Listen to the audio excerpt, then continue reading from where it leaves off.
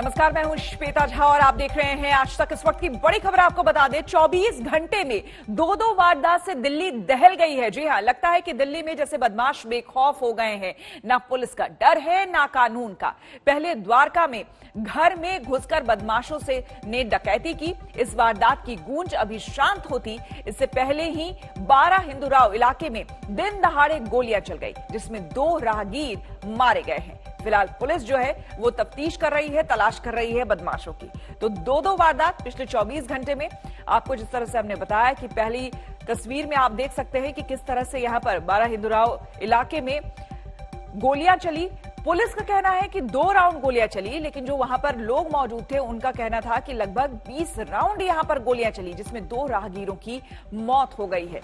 और दूसरी बड़ी वारदात हुई है कि घर में घुसकर किस तरह से लोगों ने यहां बदमाशी की, डकैती की।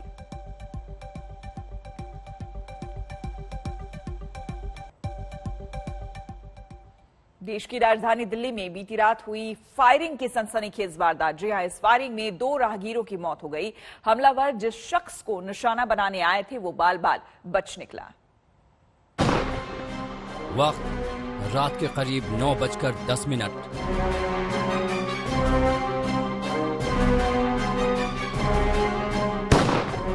ताबड़तोड़ फायरिंग से दहली राजधानी।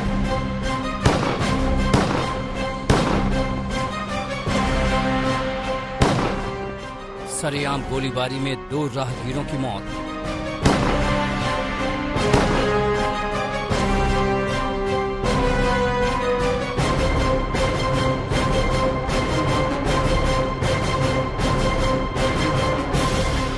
तमाम सुरक्षा व्यवस्था और कोरोना को लेकर बरती जा रही सख्ती के बीच करीब 10 बदमाश दिल्ली के भीड़भाड़ वाले इलाके में हथियार लहराते हुए आए और तड़ातड़ फायरिंग करके फरार हो गए।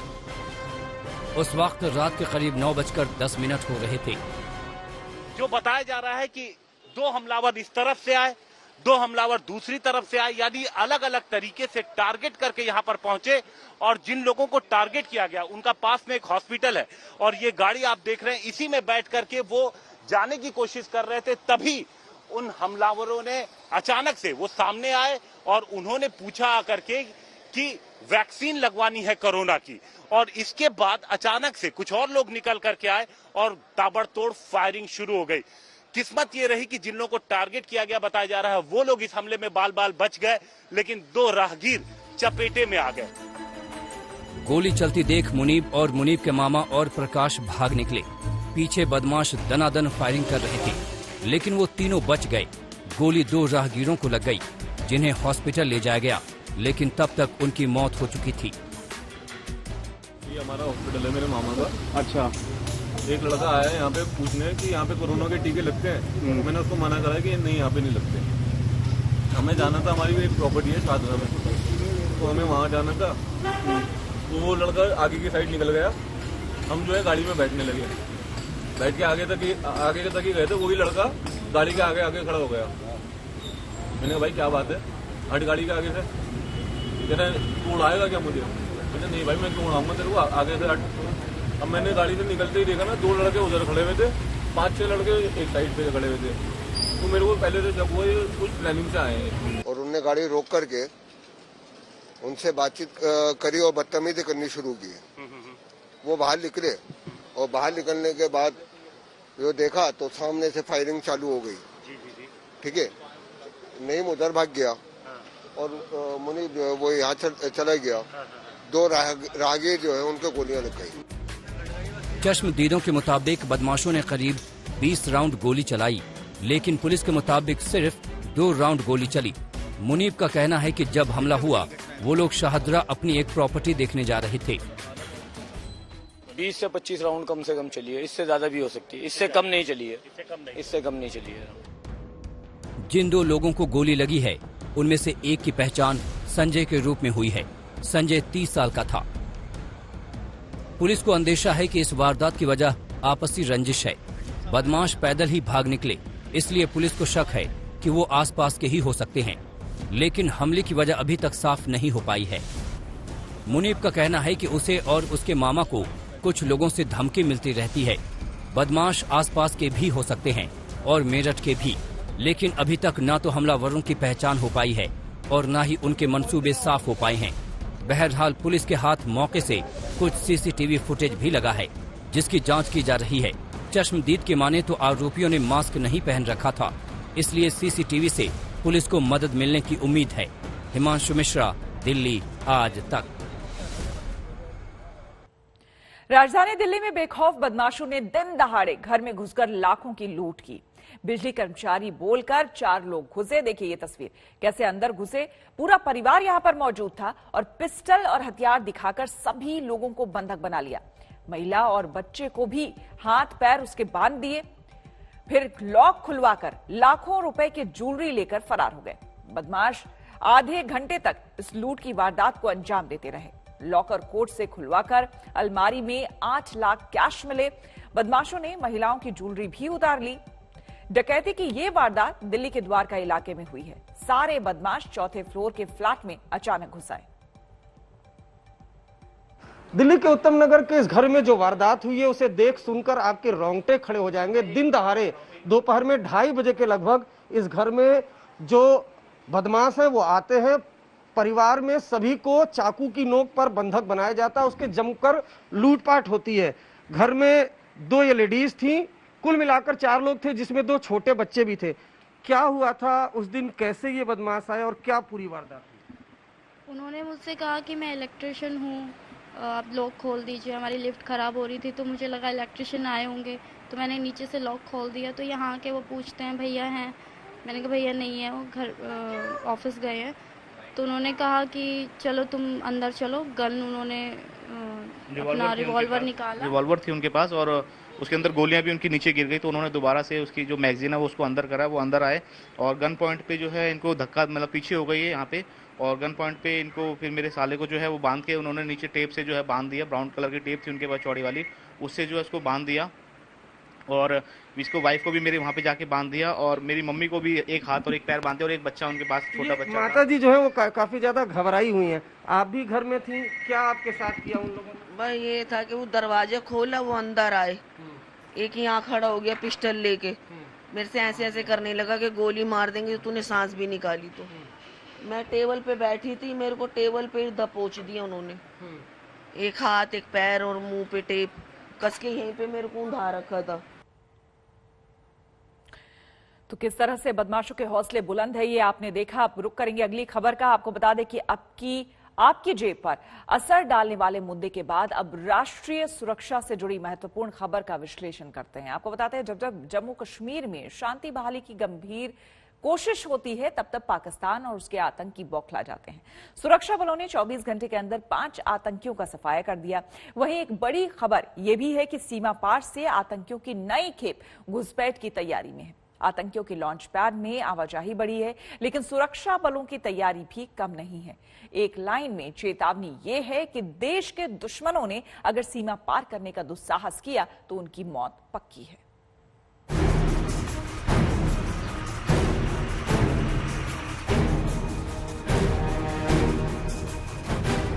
चौबीस घंटे में 5 आतंकियों का खेल खत्म। कुलगाम एनकाउंटर में लश्कर के 2 आतंकी ढेर। पुलवामा एनकाउंटर में भी लश्कर के 2 आतंकियों का सफाया।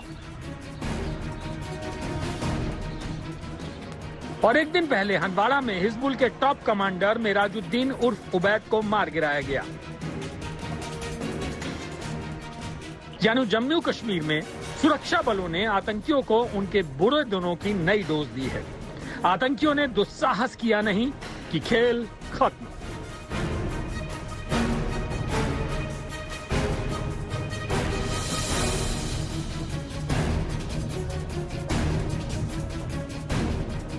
आतंकवादियों की मौजूदगी की खुफिया जानकारी मिलने के बाद सुरक्षा बलों ने कुलगाम और पुलवामा दोनों ही जगह नाकाबंदी की थी और इलाकों को घेर कर तलाशी अभियान शुरू किया गया था।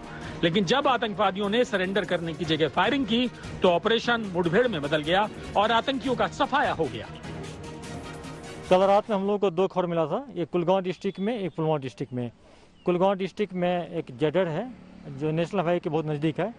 वहाँ खबर था कि लश्कर तैयबा का 2 टेररिस्ट आज इसको NH पे अटैक करना था। तो आर्मी और कुलगांव पुलिस ने मिलकर एक एम्बुश लगाया और एम्बुश में दोनों टेररिस्ट मारे गए। दोनों लोकल टेररिस्ट है और LAT से ताल्लुक रखते हैं। सुरक्षा बलों का मनोबल ऊंचा है। जाहिर है पाकिस्तान की बौखलाहट का मीटर थरथराने लगा है। यही वजह है कि LOC के पास आतंकियों की हरकतें तेज हो गई हैं और पाकिस्तान आतंकियों की घुसपैठ कराने का मौका ढूंढ रहा है।